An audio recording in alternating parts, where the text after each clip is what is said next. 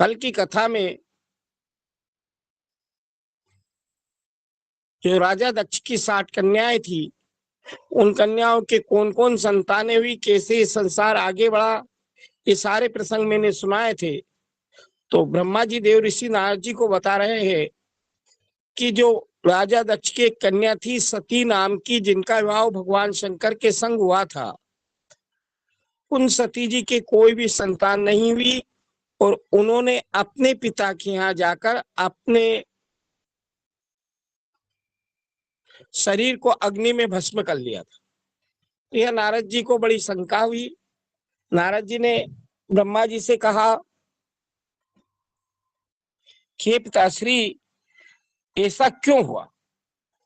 कोई भी कन्या अपने पिता के यहाँ जाकर अपने शरीर को नष्ट क्यों करेगी? ऐसा क्या कारण बना? तो ब्रह्मा जी देव ऋषि नारद जी को बता रहे हैं कि एक बार ऋषियों ने 10,000 वर्ष तक यज्ञ करने का संकल्प लिया। यज्ञ करते थे। अब इतना लंबा चौड़ा संकल्प था यज्ञ का, तो सूत जी महाराज वहां ऋषियों को कथाएं सुनाया करते थे। सारे देवता पहले के समय में जो यज्ञ होता था, स्वयं देवता सशरीर आकर के अपना भाग ले जाते थे। ऐसा नहीं था कि अग्नि में अपन हवन करो और उसके द्वारा देवताओं को प्राप्त होता है। उस समय देवता सशरीर आते थे और अपना अपना भाग सशरीर ले जाते थे। अब जहाँ ऋषि मुनि यज्ञ कर रहे थे, वहां पर समस्त देवी देवता आए। स्वयं ब्रह्मा जी भी आए, स्वयं भगवान शंकर भी आए, सारे ऋषि मुनि देवता सब उस यज्ञ में सम्मिलित थे। उस समय क्या किया, ब्रह्मा जी ने अपने पुत्र दक्ष को सारी प्रजाओं का राजा बना दिया था। प्रजापति कहलाता था, ये प्रजा का राजा था। एक दिन ये राजा दक्ष उस यज्ञ में आ गया। राजा था, सारे देवता आवाज आते। नहीं आ रही है। आवाज नहीं आ रही? आपके यही कुछ गड़बड़ होगा। क्यों अंकित जी, आवाज नहीं आ रही क्या? आ रही है गुरुदेव। अब आ रही है क्लियर। आ रही। अब वहां क्या हुआ कि सारे देवता बैठे थे। उसी समय राजा दक्ष उस यज्ञ स्थल पर पहुंच गया। अब देखिए भाई, सारी प्रजा का राजा था। राजमद किसको नहीं होता है? सभी को अभिमान हो जाता है। किसी को अपने राज का अभिमान होता है, किसी को अपने ज्ञान का अभिमान होता है, किसी को धन का अभिमान होता है, किसी को बल का अभिमान होता है। तो सबको अलग अलग प्रकार के अभिमान होते हैं। ये राजा बना था दक्ष, तो इसको अपने राज पद का अभिमान था कि मैं सारे संसार का सृष्टि का राजा हूं। ये जब यज्ञ में पहुंचा, सबने उठकर इसका सत्कार किया, इसको प्रणाम भी किया, सत्कार भी किया। लेकिन ब्रह्मा जी ने और भगवान शंकर ने इसका सत्कार नहीं किया, उठ के खड़े भी नहीं हुए। कोई बड़ा व्यक्ति आता है तो अपन सत्कार करते हैं ना। अब ब्रह्मा जी तो इसके पिता थे, ब्रह्मा जी तो कोई सत्कार कर नहीं सकते थे। और भोलेनाथ साधारण नहीं है, ये त्रिलोकेश्वर कहलाते, त्रिलोकी के ईश्वर कहलाते, अविनाशी कहलाते हैं। तो भोलेनाथ ने इन राजा दक्ष का सत्कार नहीं किया, उठ के खड़े भी नहीं हुए। अभी अभिमान तो था ही सही। वैसे भी दामाद कोई ससुर का सम्मान नहीं करता है, ससुरी दामाद का सम्मान करते हैं। और कभी भी दामाद से अपने पैर नहीं पड़वाना चाहिए, प्रणाम नहीं करवाना चाहिए। तो भोलेनाथ ने इस राजा दक्ष का सम्मान नहीं किया। बस ये यहीं से कुड़ गया, इसको क्रोध आ गया, गुस्सा आ गया। इसने क्या किया, वो भरी हुई सभा में अनर्गल प्रलाप करने लगा। ये कहने लगा राजा दक्ष, मैंने अपने पिता ब्रह्मा के कहने से मेरी सुंदर जो कन्या थी सती नाम की, जिसके मृग के समान नेत्र थे, ऐसी सुकुमारी सुंदर कन्या को ये मरघट में निवास करने वाला चिता की भस्म लगाता है, मुंडों की माला धारण करता है और नागों के आभूषण पहनता है। इस योगी भस्म धारण करने वाले को मैंने अपने पिता ब्रह्मा के कहने से दी, और आज देखो इसको इतना अभिमान हुआ कि मैं इस यज्ञ में आया, उठकर मेरा सत्कार नहीं किया, मेरे को प्रणाम नहीं किया। जब ज्यादा ही अनर्गल वार्तालाप करने लगा तो नंदीगण को वहां पर क्रोध आ गया। नंदीगण भी साथ थे। कहा भी है कि जहां पर भगवान की निंदा होती है वहां पर या तो आप उसका विरोध करिए, विरोध करने की आप में सामर्थ्यता नहीं है, ताकत नहीं है, तो उस अधर्म की सभा से उठकर चले जाना चाहिए। पहली बात तो हरिहर निंदा सुनाई जो काना, हरि की हर की जो निंदा सुनता है उसको गो हत्या के बराबर पाप लगता है, बहुत बड़ा पाप लगता है। भगवान विष्णु की और शिव जी की जो निंदा अपने कानों से सुनता है उसको बहुत पाप लगता है। तो नंदीगण को वहां क्रोध आ गया, ये ज्यादा बोल रहा था, इसलिए नंदीगण ने इस राजा दक्ष को श्राप दे दिया कि जा शीघ्र ही तेरा सिर जो है बकरे जैसा हो जाए। ज्यादा बोल रहा था नहीं, बकरे की तरह, तो बकरे जैसा तेरा सिर हो जाए। फिर क्या था, इसके भी पक्ष के ऋषि मुनि थे, तो वो जो ऋषि मुनि थे उनको भी क्रोध आ गया, राजा दक्ष को भी क्रोध आ गया।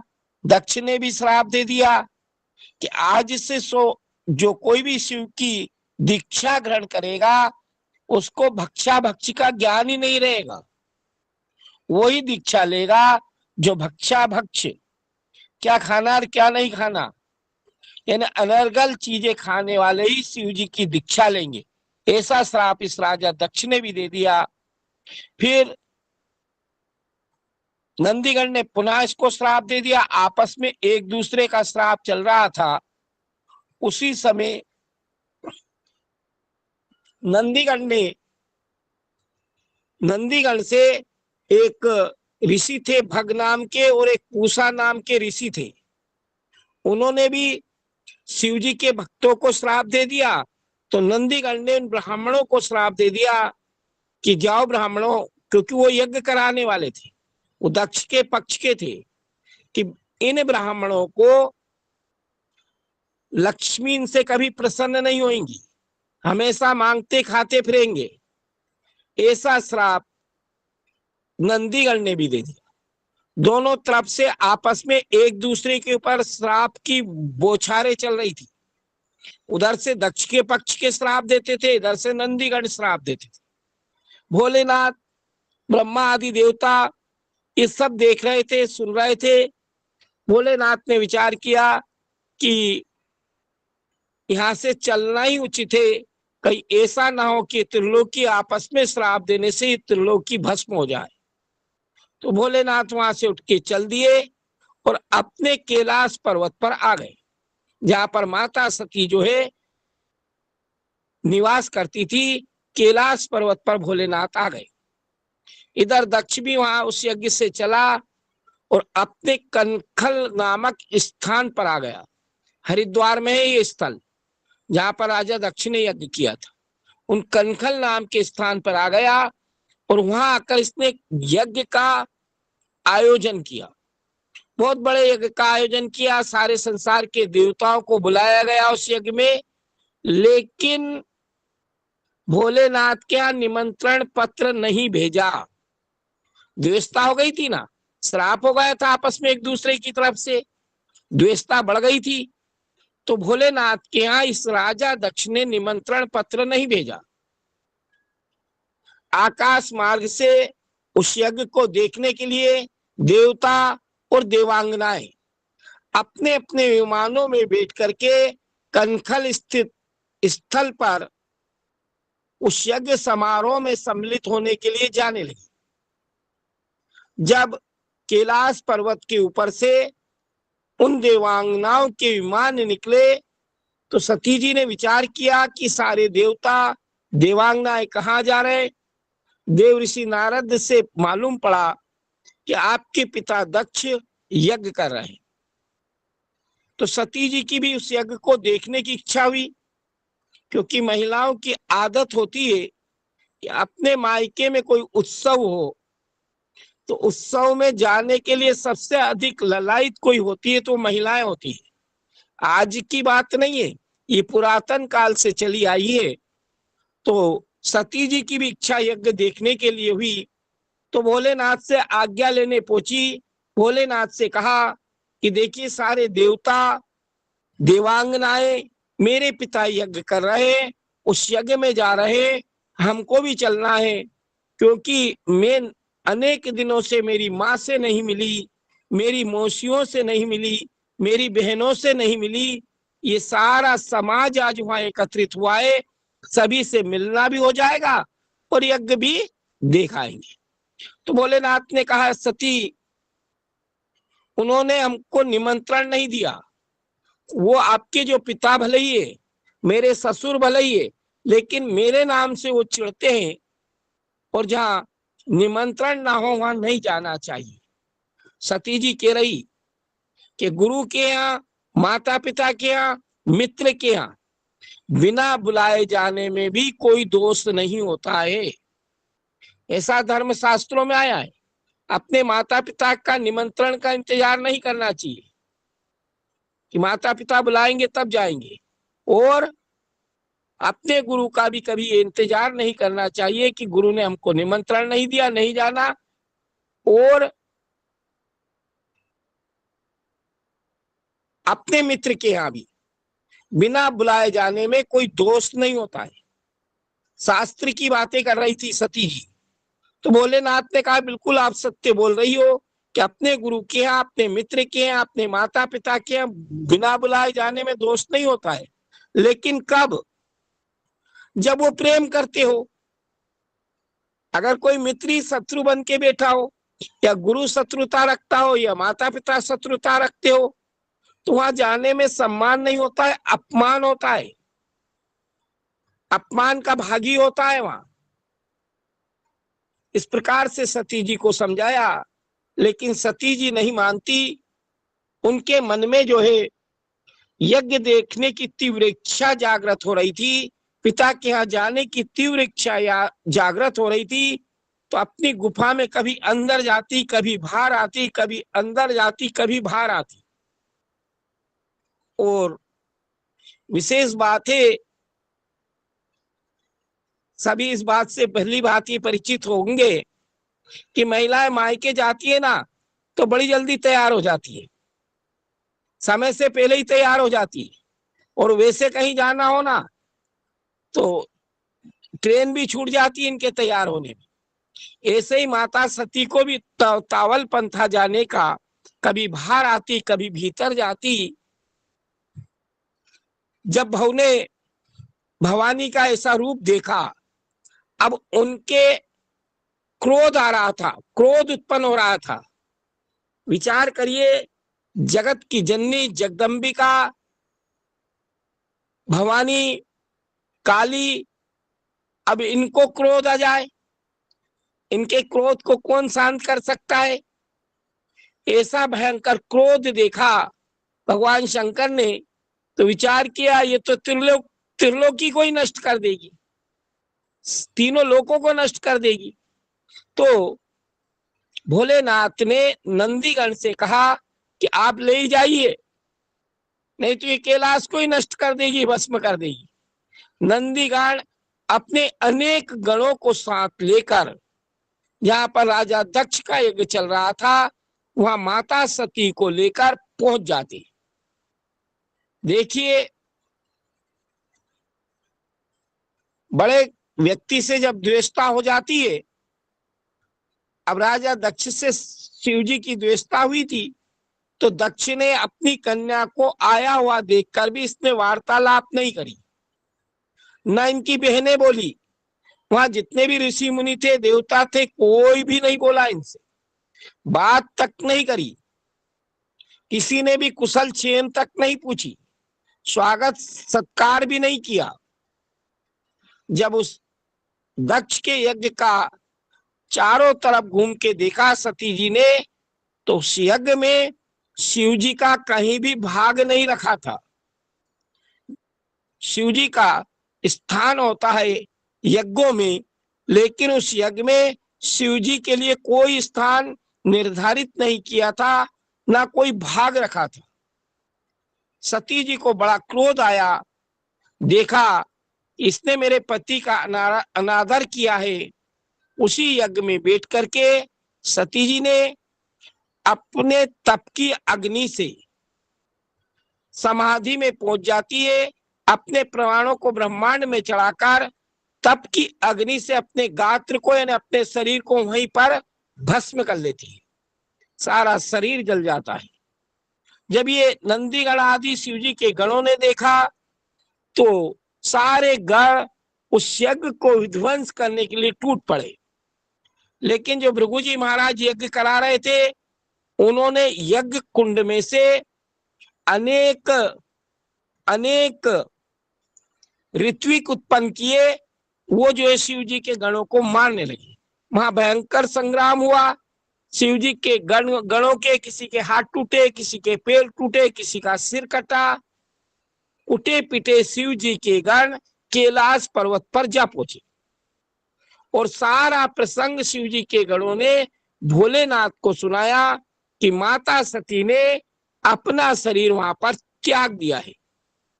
जैसे ही ये खबर सुनी भोलेनाथ ने, तो भोलेनाथ क्रोध करने में भी नंबर 1 है, इनको क्रोध भी बहुत आता है और भोले भाले भी। इनको इतना भयंकर क्रोध आया कि अपनी जटा से एक बाल उखाड़ा और जमीन पे पटक दिया। उस एक बाल को, जटा के एक बाल से एक दिव्य पुरुष प्रकट हुआ। वो इतना बड़ा था कि पृथ्वी से आकाश बराबर शरीर था। 1000 उसके हाथ थे, 1000 हाथ, और हर हाथों में अनेक अस्त्र शस्त्र रखे थे, और 3 नेत्रधारी, जैसे भोलेनाथ के 3 नेत्र होते, ऐसे ही उनका 3 नेत्रधारी था, और ऐसे अस्त्र शस्त्र थे इनके हाथ में, ये मृत्यु को भी मार दे, ऐसा त्रिशूल था, मृत्यु को भी मार दे, ऐसा त्रिशूल धारण करके जैसे ही वो प्रकट हुआ, भोलेनाथ के आसपास परिक्रमा लगाई और पूछा कि प्रभु मुझे क्या आज्ञा है, मुझे करना क्या है। ये जो पुरुष प्रकट हुआ था, जिनका कि नाम वीरभद्र जी था, आज भी जहां पर भी शिव जी की पूजा होती है, वीरभद्र जी शिव जी के प्रमुख गणों में इनकी गणना होती है। इन वीरभद्र जी की भी शिव जी के साथ साथ पूजन होती है, और जहां भी जगदम्बिका जगत जननी माता भगवती की पूजा होती है, वहां भी इन वीरभद्र जी की साथ में पूजा होती है। इतना भयंकर शरीर था, शिव जी ने कहा कि एक काम करिए, शीघ्र ही राजा दक्ष को मार के उस दक्ष के यज्ञ का विध्वंस कर दीजिए। तुरंत सैकड़ों अपने गणों को साथ लेकर ये वीरभद्र जी, जहां पर राजा दक्ष का यज्ञ चल रहा था, उस यज्ञ में पहुंच गए। दूर से ही देख के सब लोग डर गए। जितनी भी यज्ञशाला में स्थान थे, सबको तोड़ दिया। जहां भोजनशाला थी उसको तोड़ दिया, जहां यजमान पत्नियां ठहरती थी उस स्थल को तोड़ दिया, जहां ब्राह्मण ठहरते थे उस स्थल को तोड़ दिया। यज्ञ मंडप में आ गए और सारे यज्ञ की अग्नि बुझा दी। किसी किसी शिव जी के गणों ने तो यज्ञ कुंडों में मूत्र तक कर दिया, ऐसा यज्ञ विध्वंस किया। फिर वीरभद्र जी ने दक्ष को जाकर के पकड़ लिया। लेकिन दक्ष का शरीर इतना कठोर था कि वो किसी भी अस्त्र शस्त्र से इसका शरीर नहीं कटता था, किसी भी अस्त्र शस्त्र से कटता नहीं था, न ये मरने में आ रहा था। तो वीरभद्र जी ने क्या किया, नीचे पटक के इसके छाती पर पैर रख करके इसके सिर को पकड़ा और मरोड़ के तोड़ दिया, और जहां यज्ञ कुंड में अग्नि जल रही थी उसी में भस्म कर दिया, सिर्फ धड़ बचा। और जो पूसा नाम के ऋषि थे उनके दांत तोड़ दिए, एक भग नाम के ऋषि थे उनके दोनों आंखें फोड़ दी, किसी के हाथ तोड़े, किसी की दाढ़ी मूछे ऋषि मुनियों की उखाड़ दी। ऐसा यज्ञ को, सारे यज्ञ को विध्वंस कर दिया, सारा यज्ञ विध्वंस हो गया। और वीरभद्र जी वहां से पुनः कैलाश को चल दिए। जब ये दक्ष की पत्नी थी प्रसूति, इन्होंने ब्रह्मा जी की विनती की, भगवान विष्णु की विनती की, भगवान विष्णु से यज्ञ में आए, ब्रह्मा जी आए, तो इन्होंने समझाया प्रसूति को कि ये शिव जी का क्रोध है, आपने उनसे द्वेषता रखी, उसी का ये फल है, इसलिए हम सबको वापस शिव जी की विनती करने के लिए उनको कैलाश पर्वत पर चलना चाहिए, तभी ये यजमान जिंदा होगा। क्योंकि यजमान ही मर गया तो यज्ञ सफल कैसे हो। उस यजमान को जिंदा करने के लिए स्वयं ब्रह्मा जी, भगवान विष्णु, ऋषि मुनि सारे के सारे कैलाश पर्वत पर पहुंच गए। कैलाश पर्वत पर भगवान भोलेनाथ बड़े आनंद के साथ संकादिक ऋषियों के साथ बैठ के सत्संग कर रहे थे। कोई भी उनके पास जाने की हिम्मत नहीं कर रहा था। देव ऋषि नारद जी धीरे से गए, उनके अच्छी प्रकार से विनती की, स्वयं भगवान विष्णु ने विनती की, ब्रह्मा जी ने विनती की, सारे देवताओं ने विनती की, तो भगवान भोलेनाथ शीघ्र प्रसन्न हो गए। प्रसन्न होने में भी शीघ्रता करते हैं भोलेनाथ, और नाराज होने में, क्रोध करने में भी ये देर नहीं लगाते, प्रसन्न भी बहुत जल्दी हो जाते, तो ये क्रोध भी जल्दी कर देते। सारे देवताओं की विनती से भोलेनाथ प्रसन्न हो जाते हैं और देवताओं से कहते हैं कि आज आपका आगमन कैसे हुआ। भगवान विष्णु, ब्रह्मा आदि देवताओं ने बताया कि दक्ष जो था वो यज्ञ कर रहा था, उसके मुख को यानी सिर को इन वीरभद्र जी ने तोड़कर यज्ञ कुंड में डाल दिया, जिससे उसकी मृत्यु हो गई। प्रभु आप कृपा करिए जिससे ये दक्ष जिंदा हो जाए और ये यज्ञ जो है संपूर्ण हो जाए। अब भोलेनाथ कहने लगे कि भैया आप देखो, इसका सिर ही जला दिया, तो अब कैसे जिंदा होगा जिसका सिर ही नहीं हो। भोलेनाथ ने कहा ठीक है, व्यवस्था करते हैं। सारे देवता मिलके मना के कैलाश पर्वत से भोलेनाथ को उस यज्ञ स्थल पर लाए और एक बकरे का सिर काट करके दक्ष के धड़ से जोड़ दिया। हमारे धर्मशास्त्रों में आज के जो वैज्ञानिक है, जो प्रत्यारोपण करते हैं, शरीर के किसी एक अंग से दूसरा अंग लगा देते हैं, हम आज के वैज्ञानिकों की बड़ी तारीफ करते हैं, लेकिन हमारे ऋषि मुनियों ने हजारों वर्ष पूर्व गणेश जी के भी हाथी का सिर लगा दिया, राजा दक्ष के भी देखिए बकरे का मुख लगा दिया। प्रत्यारोपण, अंग का प्रत्यारोपण हमारे ऋषि मुनि, हमारे धर्मशास्त्र हजारों वर्ष पूर्व कर चुके हैं। तो उसको बकरे का मुख लगाया, और जो पूसा नाम के ऋषि थे जिनके दांत तोड़ दिए थे, उनके बारे में भगवान शंकर ने कहा कि यजमान इनको चाप के भोजन देंगे। कैसे देंगे? यानी पिसा पिसाया खाएंगे, बिना पिसा नहीं खाते। एक नक्षत्र के देवता है पूसा, मैं पंचांग की कक्षा में पढ़ाता हूं। एक नक्षत्र, मेरे को ध्यान तो नहीं रहा कौन सा नक्षत्र है, उसके देवता है पूसा। इनको सत्तू का भोग लगता है। वो नक्षत्र किसी के खराब चलता है ना, तो इन पूसा जी को सत्तू का भोग लगता है। आपके बिहार में तो सत्तू बड़ा प्रसिद्ध है, क्योंकि इनके दांत नहीं है ना, दांत टूट गए थे उस यज्ञ में। तो इन पूषा जी को सत्तू का ही भोग लगता है, पिसा पिसाया खाते हैं। अब इनको यजमान पीस के देते हैं और भृगु आदि ऋषि थे, उनकी दाढ़ी मूछे बकरे की लगा दी गई और भगवान भोलेनाथ ने अपनी अमृत भरी दृष्टि से सबके ऊपर अमृत वर्षा करके सभी को पुनर्जीवित कर दिया। राजा दक्ष ने भी खूब अच्छे प्रकार से विनती की, ब्रह्मा जी ने उस यज्ञ को पूर्ण कराया, भोलेनाथ का भी भाग दिया और सब देवता अपने अपने लोक को चले गए। वो यज्ञ संपूर्ण हुआ। उसी दिन से शिव जी का भाग विशेष रूप से यज्ञों में दिया जाता है और यज्ञों में जो भी शेष धन बचता है ना, जैसे यज्ञ करते हैं, अगर पैसा बच जाता है, धन बच जाता है, वो सारा भाग यज्ञ का शेष बचा हुआ शिव जी का भाग कहलाता है। शिव जी का भाग रहता है उस यज्ञ में। और जो लोग बचत करके अपने पास रख लेते हैं यजमानगण, शिव जी को बचा हुआ भाग नहीं देते, वो यज्ञ सफल नहीं होता है। हमारे धर्म शास्त्रों में यज्ञ में बची हुई राशि शिव जी का भाग कहलाती है। सारा भाग शिव जी का रहता है। आगे श्रीमद् भागवत की भी कथा चल रही 3 बजे की कक्षा में। मैं एक नाभाग नाम के ब्राह्मण की कथा सुनाऊंगा। वहां स्वयं भगवान शंकर ने अपने भाग को प्राप्त किया है। वो यज्ञ का भाग, शेष बचा हुआ भाग शिव जी का रहता है।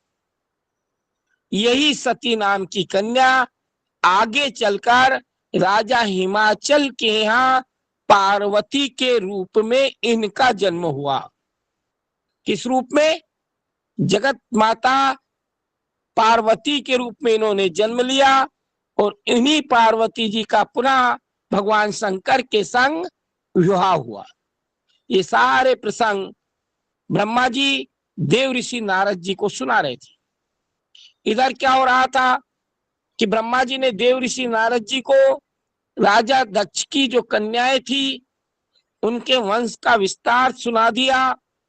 और ये जो प्रसंग सारे थे, जो सबसे पहले मनु और शत्रुपा हुए, उनकी 3 कन्या हुई थी, देवहूति, आकुति और प्रसूति। आकुति के यहाँ स्वयं यज्ञ भगवान ने, भगवान विष्णु ने यज्ञ रूप में जन्म लिया और प्रसूति के यहाँ ये जो दक्ष के यहाँ भी आई गई थी, उनकी कन्या हुई। और देवहूति की का विवाह करदम नाम के ऋषि के संग हुआ था, उनके 9 कन्याएं हुई। उन 9 कन्याओं का 9 ऋषियों के संग विवाह हुआ और एक कपिल मुनि जी के रूप में स्वयं भगवान विष्णु ने अवतार लिया। लेकिन इनके 2 पुत्र थे, प्रिव्रत और उत्तानपाद। इनका भी वंश का वर्णन स्वयं ब्रह्मा जी ने देव ऋषि नारद जी को सुनाया कि जो उत्तानपाद नाम के पुत्र थे मनु जी महाराज के, इन उत्तानपाद नाम के राजा के 2 रानियां थी। उन 2 रानियों में एक का नाम था सुनीति और एक का नाम था सुरुचि। राजा सुरुचि से प्रेम करता था, सुनीति से प्रेम नहीं करता था। आज का समय भी यही है। कोई भी व्यक्ति अच्छी नीति, सुनीति का मतलब अच्छी नीति, अच्छी नीति से कोई नहीं चलेगा। और सुरुचि यानी अपने मन को भाए, अच्छा लगे, अपने आप को जो अच्छा लगे वो करता है, नीति पे कोई नहीं चलता है। इसी प्रकार से वो राजा उत्तानपाद सुरुचि से प्रेम करता था, सुनीति से प्रेम नहीं करता था। इन दोनों रानियों के एक एक पुत्र हुआ था। सुनीति के पुत्र का नाम था ध्रुव और सुरुचि के पुत्र का नाम था उत्तम कुमार। सुनीति जी को ये राजा अपने राजमहल में नहीं रखता था, बाहर जंगल में निवास करती थी अकेली अपने पुत्र के साथ। एक दिन इनका पुत्र 5 वर्ष का बालक था। 5 वर्ष की अवस्था में राजा उत्तानपाद अपने राज सिंहासन पर बैठे थे। राज सिंहासन पर बैठे थे, उसी समय 5 वर्ष का क्षत्रिय बालक राजा उत्तानपाद की गोदी में जा बैठा। इसकी जो सौतेली माँ थी, सोच बहुत खराब होती है। जिसके घर 2 पत्नियां होती है ना, उनकी बड़ी विडंबना होती है। सबसे बड़ा संसार में कोई दुख है तो 2 विवाह करा दो किसी के, उससे बड़ा संसार में कोई दुखी नहीं है। तो ये जो सुरुचि नाम की रानी थी, जब ये राजा उत्तानपाद का बालक 5 वर्ष का बालक राजा की गोद में बैठा, तो जो सौतेली माँ थी उसने ऐसे दुर्वाक्य कहे कि ये हे ध्रुव, इस राजगद्दी पर बैठने की इच्छा करता है, इस राजगद्दी पर बैठना चाहता है, तो तुझे आदि पुरुष अविनाशी पार ब्रह्म परमात्मा का की भक्ति करना पड़ेगी। जब आदि पुरुष पार ब्रह्म परमात्मा भगवान विष्णु तुझे मेरी कोख से जन्म देगा, तब तू इस राज सिंहासन का अधिकारी बनेगा। बिना भगवान की भक्ति किए तू इस राज सिंहासन पर बैठने का अधिकारी नहीं। तुझे पुनः मेरी कोख से जन्म लेना पड़ेगा, क्योंकि इस राज सिंहासन का अधिकारी मेरा पुत्र उत्तम कुमार है।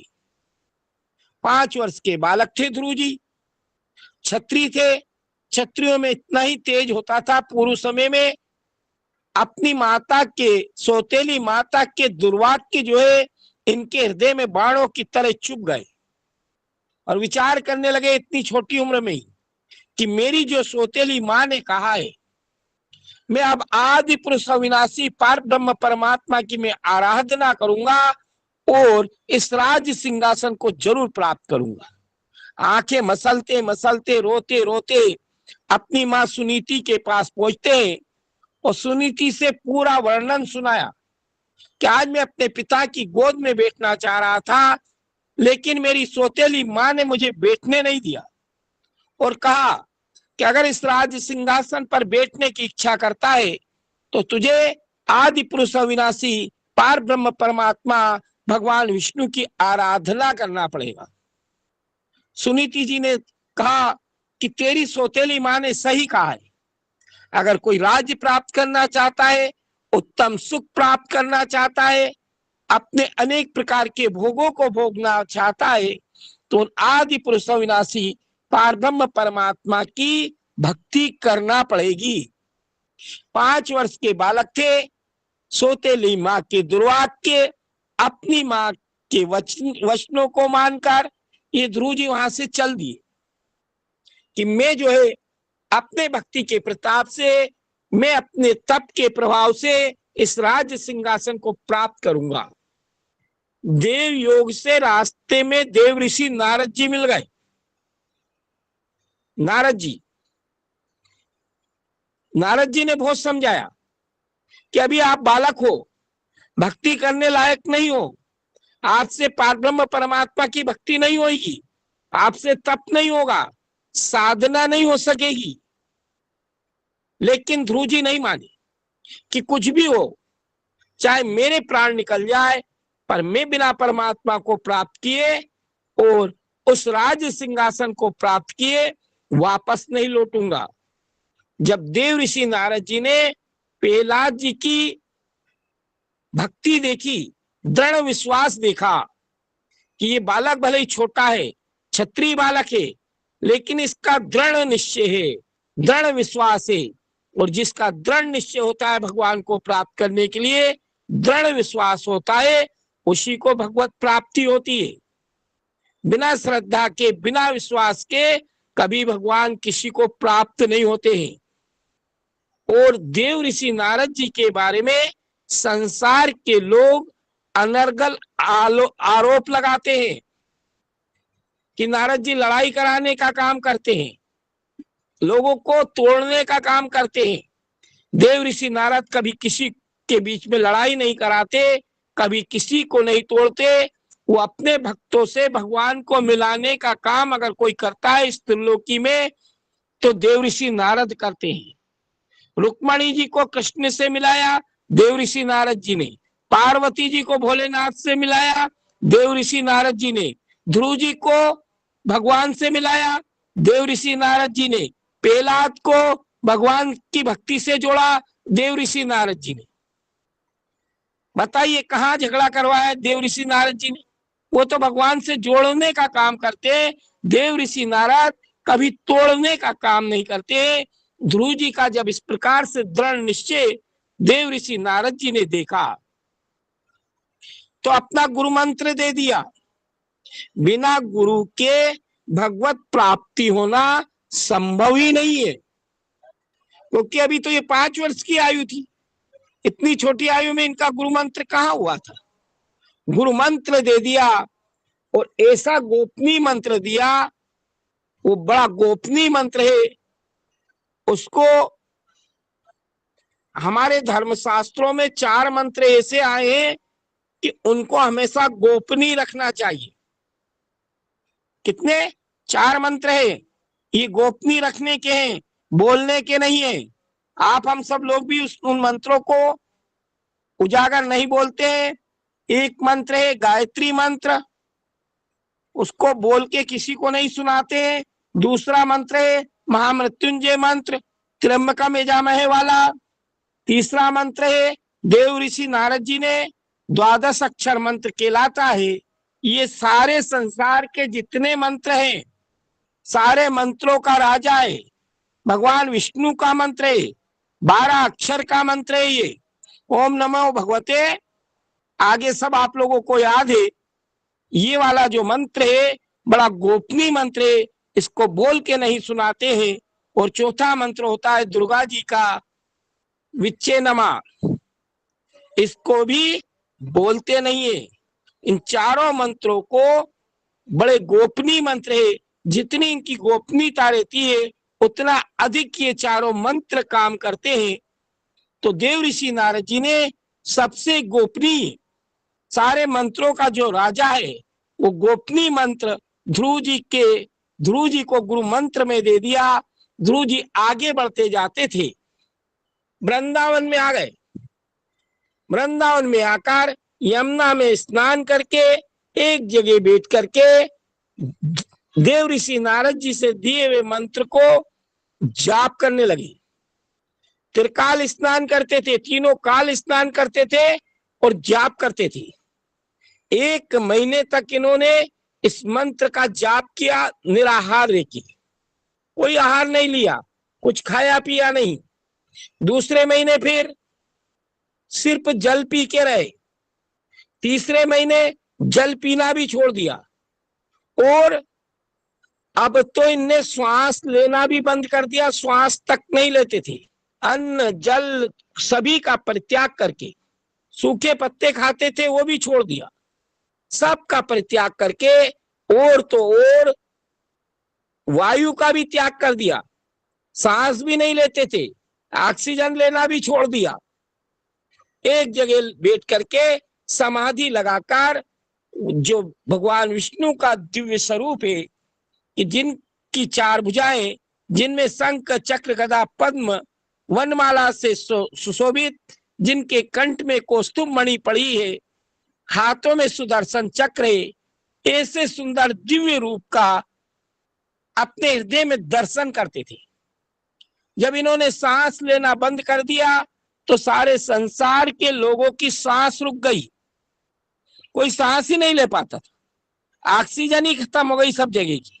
सारे देवता घबराए घबराए भगवान विष्णु के पास आए, ब्रह्मा जी के पास आए, सब लोग भगवान विष्णु के पास गए कि प्रभु आपका कोई भक्त ऐसा तप कर रहा है कि उसके तप के प्रभाव से संसार में वायु ही नहीं बची है, हम लोग सब मर जाएंगे, आप शीघ्रता करिए जिससे कि त्रिलोक की भस्म होने से बच जाए। स्वयं भगवान विष्णु अपने गरुड़ पर सवार होकर जहां पर 5 वर्ष के बालक ध्रुव जी महाराज यमुना के सुंदर तट पर बैठकर वृंदावन में तप कर रहे थे, वहां जैसे ही पहुंचे, ध्रुव जी के सामने जाके खड़े हुए तो ध्रुव जी जिस सुंदर रूप का दर्शन अपने हृदय आकाश में कर रहे थे, अब वो क्या हुआ कि वो जो हृदय आकाश में जिनका दर्शन कर रहे थे वो सामने आ गए, तो हृदय से हट गए। जैसे ही हृदय से हटे तो उनकी जो ध्यान मुद्रा थी ध्रुव जी महाराज की, जो हृदय आकाश में उन पार ब्रह्म परमात्मा के दिव्य स्वरूप का दर्शन कर रहे थे, तो जब वो अपने हृदय से हटे एकदम इनकी छिटक के नेत्र खुल गए और सामने देखते हैं कि जिस दिव्य स्वरूप की समाधि में बैठ करके जिस दिव्य स्वरूप का ये दर्शन कर रहे थे वो सामने खड़े थे, एकदम सामने खड़े थे। ध्रुव जी महाराज ने तुरंत उनको दंडवत, साष्टांग दंडवत प्रणाम किया। दंडवत प्रणाम कैसे किया जाता है? जैसे एक लकड़ी के डंडे को खड़ा करो और वैसा का वैसा ही गिरा दो, ऐसे की ऐसे ही खड़े के खड़े ही गिर गए भगवान के चरणों में, भगवान के चरणों में गिर जाते। आठों अंगों को धरती से लगा करके इन्होंने प्रणाम किया। लेकिन 5 वर्ष के भोले भाले बालक थे, कोई वेद मंत्र जानते नहीं थे, वेदों के द्वारा मंत्रों के द्वारा स्तुति करना नहीं जानते थे भगवान की, परमात्मा की कोई विनती नहीं जानते थे। लेकिन भगवान जो है किसी की स्तुति या वेद मंत्र के आदि नहीं है। ऐसा नहीं है कि कोई भगवान की विनती करना नहीं जानता है, वेद मंत्र नहीं जानता है तो भगवान प्रसन्न नहीं होंगे। देखिए ब्रज में गोपियां कौन सा वेद मंत्र जानती थी और भगवान को अपनी उंगली पे नचाती थी। सबरी, एक भिलनी थी सबरी, कौन सा वेद मंत्र जानती थी?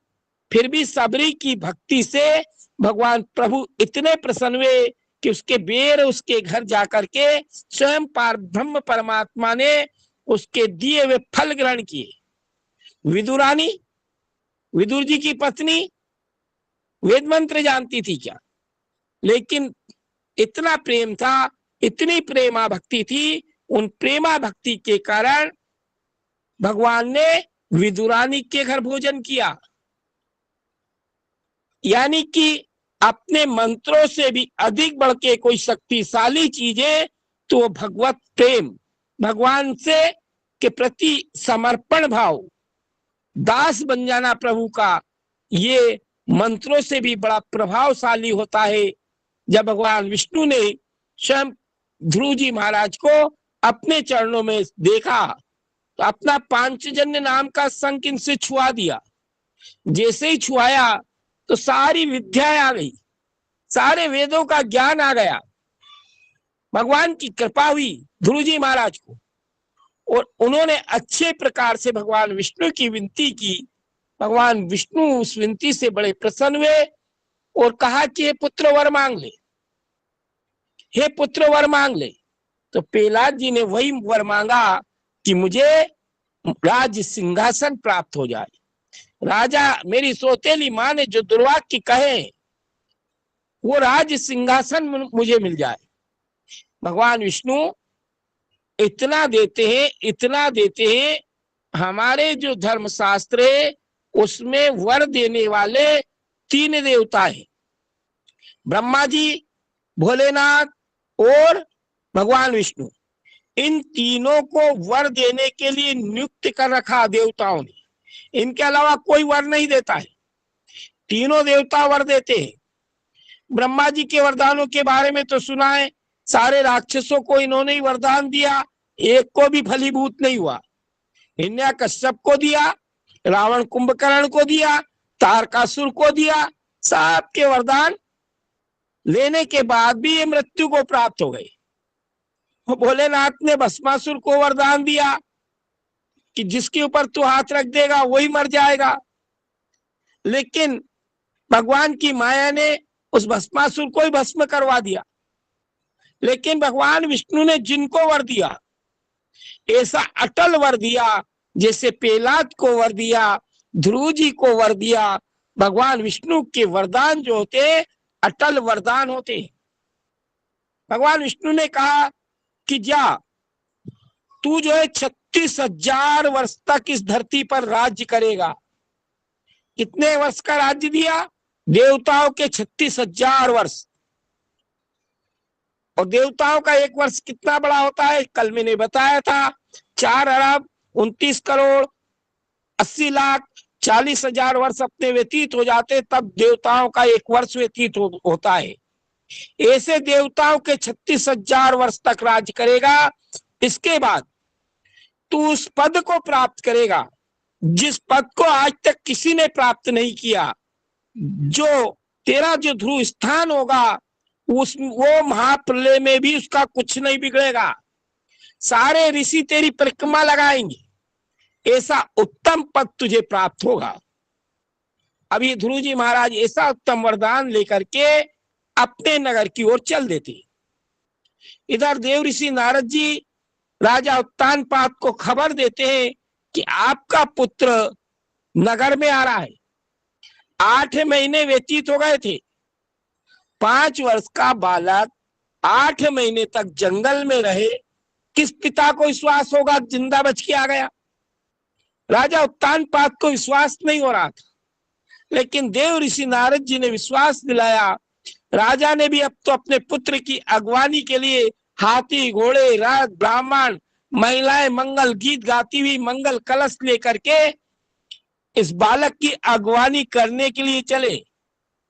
विचार करिए, जिसके मस्तक पर भगवान विष्णु का हस्त लग जाए, वरदान मिल जाए, उससे संसार में ऐसा कौन प्राणी होगा जो प्रेम नहीं करेगा।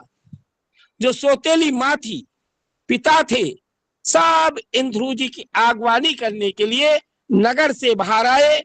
हाथी पर बिठाकर ये ध्रुव जी महाराज को अपने राजमहल में लेके गए। सारी प्रजा भी थी।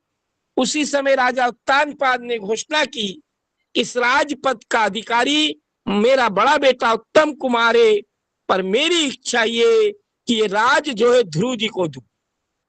प्रजा ने भी सहमति दे दी कि जब राजा की आज्ञा है। सब लोग ध्रुव जी महाराज के ऊपर भगवान विष्णु की कृपा हुई थी। जिसके ऊपर भगवान विष्णु की कृपा हो जाती है, ये तो संसार का ऐसा कौन प्राणी होगा जो कृपा नहीं करेगा। सारी प्रजा ने भी एक ही स्वर में हाँ कर दी कि हम भी सहमत है, ध्रुव जी को राज दिया जाए। इन ध्रुव जी महाराज को राज्य पद वहां का प्राप्त हुआ। अनेक वर्षों तक राज्य किया, इनने विवाह भी किया। लेकिन इनका जो भाई था उत्तम कुमार, वो एक बार आर्केड खेलने गया तो यक्षों ने इसको मार दिया। जो कुबेर जो है वो यक्ष कहलाते हैं। अलग अलग श्रेणियां हैं, देवता, मनुष्य, यक्ष, गंधर्व, राक्षस, सबकी अलग अलग श्रेणियां। यक्ष भी होते हैं। कुबेर जो है धनपति है, वो यक्षी के है। उन यक्षों ने उत्तम कुमार को मार दिया तो ध्रुव जी महाराज ने यक्षों के ऊपर आक्रमण कर दिया। यक्षों का संहार करने लगे, मारने लगे, सबको मिटा दिया। ब्रह्मा जी ने आकर उस युद्ध को रुकवाया और यक्षों को संहार से बचाया। ये ध्रुव जी महाराज जब इनका देवलोक गमन होने का समय आया, मृत्यु इनको लेने आई कि ध्रुव जी आपकी आयु पूर्ण हुई है, अब आपको अपने लोक में चलना है। तो मृत्यु से कहा कि थोड़ी देर ठहरिए, और उस मृत्यु के मस्तक पर पैर रख करके साशरीर अपने ध्रुव लोक को चले गए। साशरीर। और आज भी उत्तर दिशा में हमेशा अटल विराजमान रहते ध्रुव जी महाराज। सबका अस्त हो जाता है, सब ग्रहों का अस्त हो जाता है, लेकिन ध्रुव जी का कभी अस्त नहीं होता है। हमेशा अपनी उत्तर दिशा में हमेशा अटल विराजमान रहते हैं। ऐसे ध्रुव जी महाराज को भक्ति के बल से, भगवान की शक्ति से ऐसा अनुपम वरदान प्राप्त हुआ कि वो अपने स्थान पर विराजित रहते हैं। ये सारे प्रसंग सुखदेव जी महाराज राजा परीक्षित जी को सुना रहे थे। अब आपको कल शिव महापुराण में जो सती जी ने शरीर त्याग दिया था, और सती जी के शरीर त्यागने के बाद यही सती जी राजा हिमाचल और रानी मेना के घर पार्वती के रूप में प्रकट हुई। उनके जन्म की कथा, पार्वती जी की मां के जन्म की कथा। पार्वती जी की जो मां थी मेना, सीता जी की मां सुनैना और राधा जी की मां कमलावती, इन तीनों के जन्म की कथा, इनको पृथ्वी पे धरती पर क्यों जन्म लेना पड़ा, और इनके यहाँ, तीनों के यहाँ तीनों देवियां प्रकट हुई। रानी मेना के यहाँ भी पार्वती जी प्रकट हुई, तो जनकपुरी में सुनैना जी के यहाँ सीता जी प्रकट हुई, और ब्रजभानु की पत्नी कमलावती के यहाँ राधा जी ने जन्म लिया। ये सारे प्रसंग आपको कल श्रीमद शिव महापुराण की कथा में सुनने को प्राप्त होंगे, क्योंकि अगली कक्षा का भी समय हो रहा है। आज हम यही विश्राम देंगे, तो आज मैं दिन भर से भी व्यस्त था। तो इनके जन्म की कथा, इनके मां के जन्म की कथा, इन देवियों को इस धरती पर क्यों जन्म लेना पड़ा, और फिर इन देवियों के यहाँ इन महादेवियों ने कैसे जन्म लिया, ये सारा प्रसंग शिव महापुराण के में आपको कल सुनाया जाएगा। बोली श्री शंकर भगवान की जय। हर हर महादेव। हर हर महादेव। अब किसी को कोई प्रश्न करना हो? नमो नमो गुरुदेव। हर हर महादेव। हर हर महादेव। यह शांति पाठ कर लीजिए, फिर बाद में प्रश्न करिए, तो रिकॉर्डिंग भी बंद हो जाएगी। तो अपने क्या है कि प्रश्नों में रिकॉर्डिंग चलती है ना, तो आनंद नहीं आता है उनके रिकॉर्डिंग में, फिर राजकुमार जी को काटना पड़ता है वो सब कुछ। जी जी गुरुदेव, एकदम सही बोले गुरुदेव। तो आप ही कर दीजिए शांति पाठ। जी जी।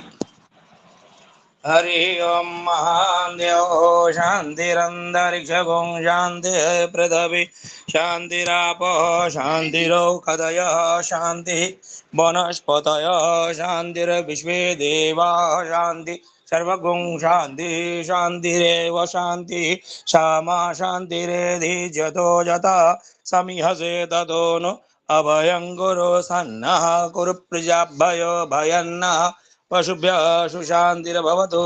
सर्वे भवन्तु सुखिनः, सर्वे सन्तु निरामयाः।